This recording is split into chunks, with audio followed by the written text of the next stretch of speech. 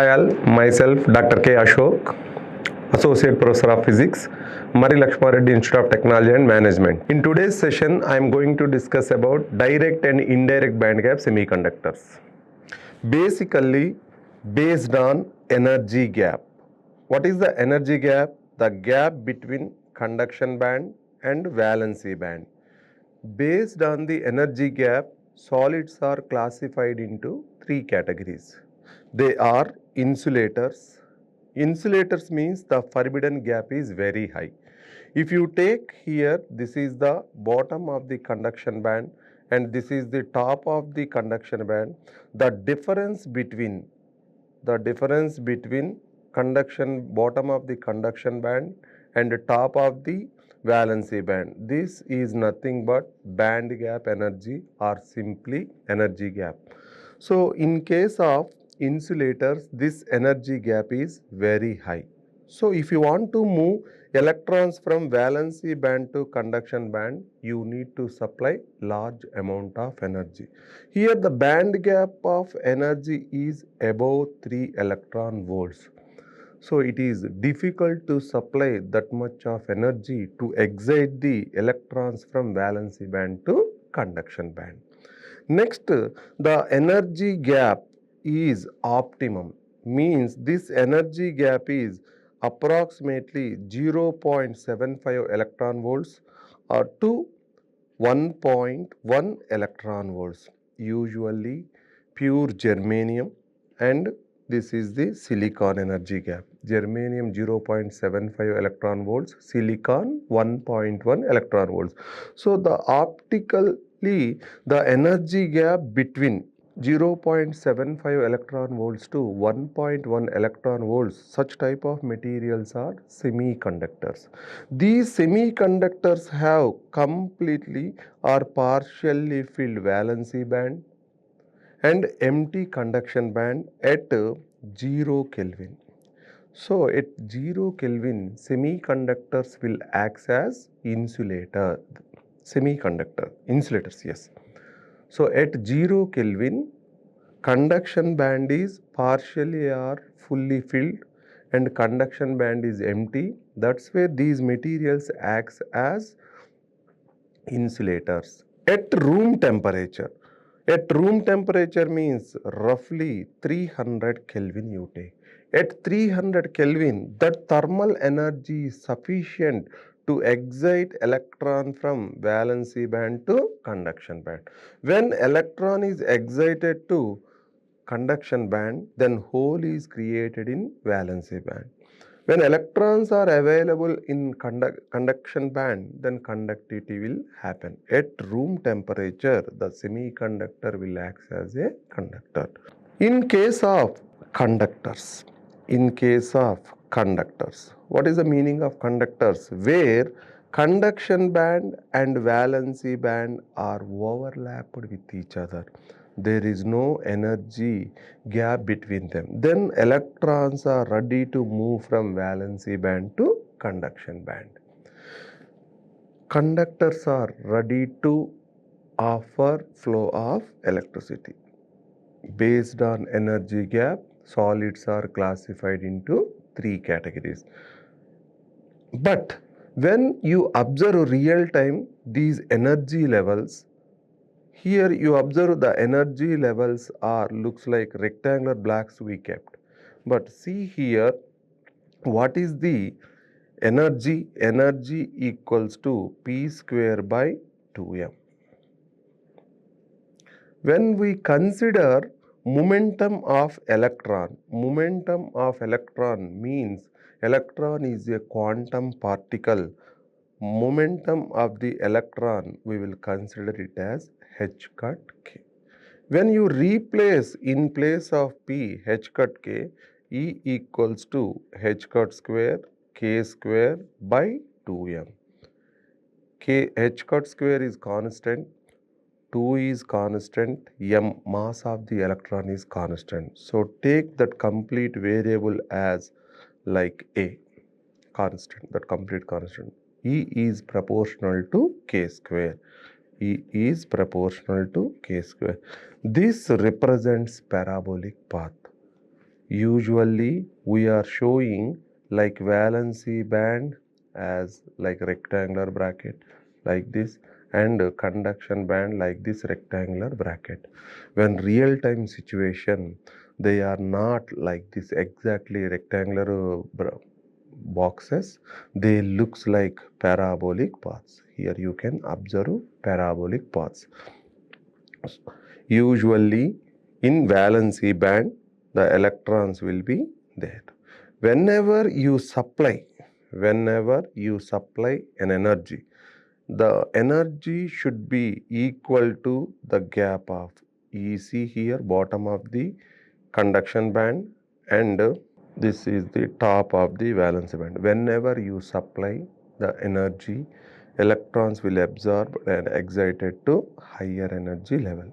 After certain intervals of time, these electrons again will fall from here to here. Then recombination process takes place. Whenever recombination process takes place, the energy is liberated. Whenever recombination is taking place, two things should happen. One is conservation of energy, another one is conservation of momentum. Conservation of energy and conservation of momentum.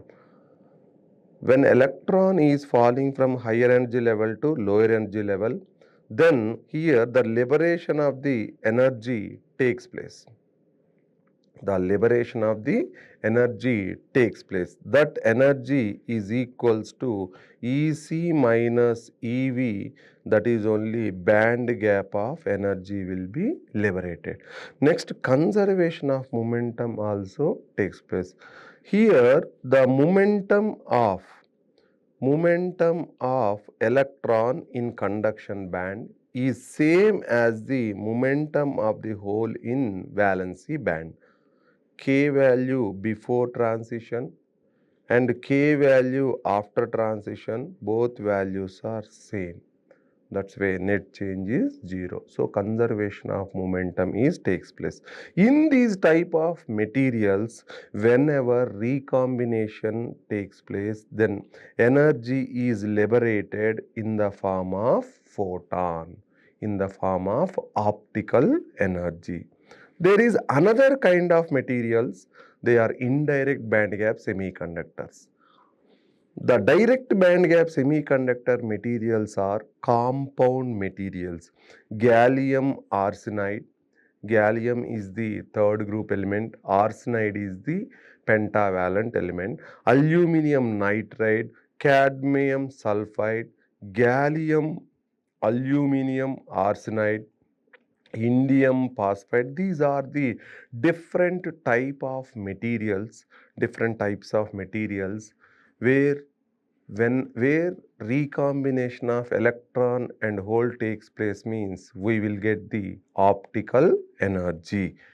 Mainly these type of materials we will use in the construction of LEDs, light emitting diodes, and in semiconductor laser diodes, these type of materials we will use. Next, another type of materials also possible, they are indirect band gap semiconductors. In indirect band gap semiconductors, whenever the transition takes place from lower energy level to higher energy level, here electron is available and here hole is available. Now, after certain intervals of time, this electron will fall. But here the electron K value is here, let it be.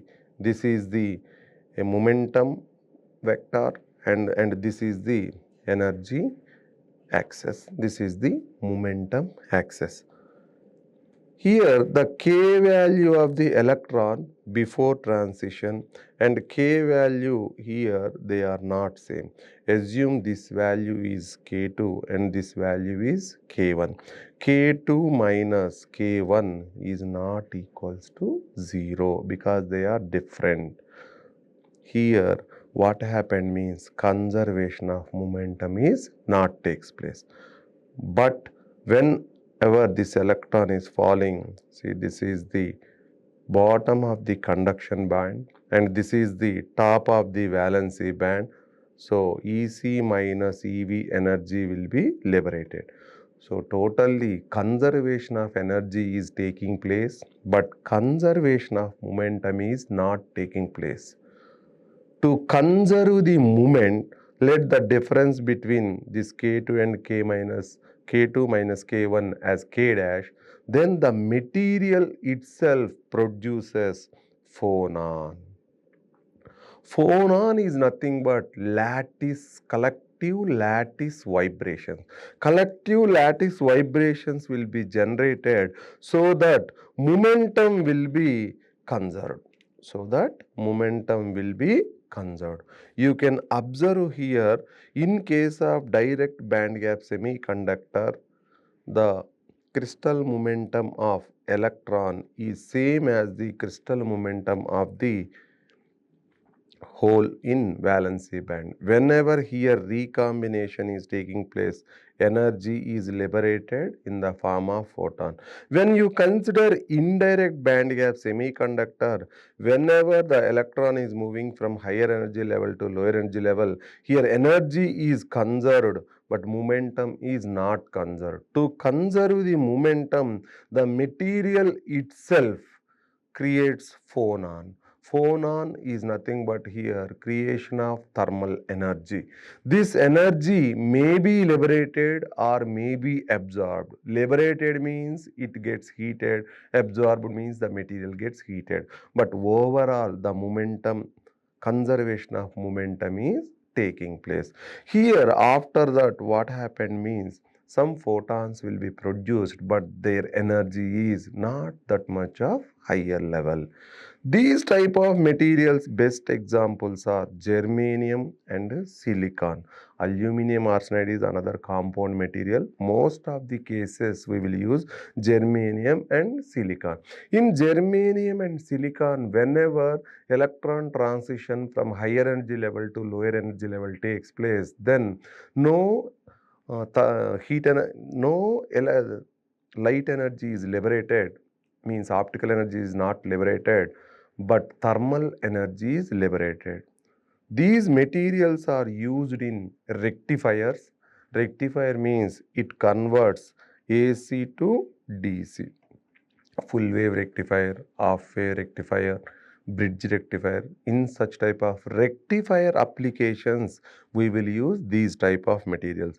Even in transistors, we will use these type of materials. Previously, I explained bipolar junction transistor. In those transistors, we will use these type of materials. Here, when we compare both of them, here differences between direct and indirect band gap semiconductors. Direct and indirect band gap semiconductors. First one, the bottom of the conduction band is exactly matched with the top of the valency band. Which thing is matched? Momentum of electron in conduction band is matched with the momentum of the hole in valency band. Here the momentum of electron in conduction band is not aligned in the same pattern of momentum of hole in valency band. That is the first one. Next one, recombination of electron and hole liberates the light energy or optical energy. Recombination of electron and hole liberates the phonon, or else you can call it as thermal energy. Lifetime of the charge carriers is less in direct band gap semiconductors. In the direct band gap semiconductors, the crystal momentum of electron in conduction band is same as the valency band hole. That's why here lifetime of the charge carriers is less. Here the transition of electron from this conduction band to valency band is taking longer path. That's why you can say it as lifetime of the charge carriers is more. These type of materials, direct band gap materials, we will use to we will use in the construction of LEDs and laser diodes.